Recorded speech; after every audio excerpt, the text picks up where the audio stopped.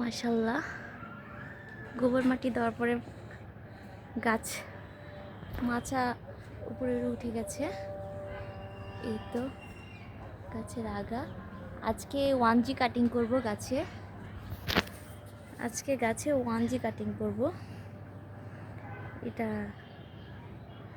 আর 1G কাটিংয়ের মধ্যে 1G cutting করে এর মধ্যে এই হলুদের গুঁড়ো, এর মধ্যে অল্প একটু পানি মিক্স করে এটাকে একটা পেস্ট বানাবো। সেই পেস্টটা 1G কাটিং করার পরে গাছের এর মধ্যে দিয়ে দেব। এই তো আজকে এখান থেকে কাটিং করে দিব, জাস্ট একটুখানি আগা কেটে দিব। আর এইটা মাচায় উঠলে দেন 1G কাটিং করব। এটার কাটিং করব না, এটা থাক।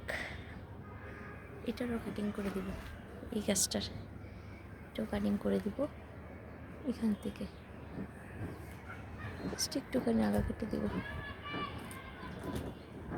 তো কাটিং করে দিয়েছি।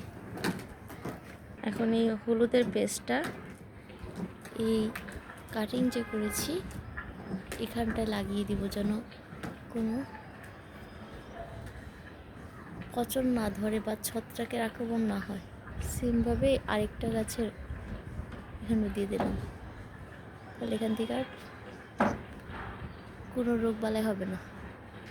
আরেকটা জিনিস করতে হবে, গাছ যখন এরকম বড় হয়ে যাবে, এরকম ছোট ছোট, এটাকে কি বলে, কুড়ি বলে, এগুলোকে কেটে দিতে হবে। এই তো প্রত্যেকটা থেকে এভাবে সরিয়ে নিচ্ছি। এই গাছটাতেও হয়েছে দেখুন, এই যে এটা বড় হয়ে গেছে।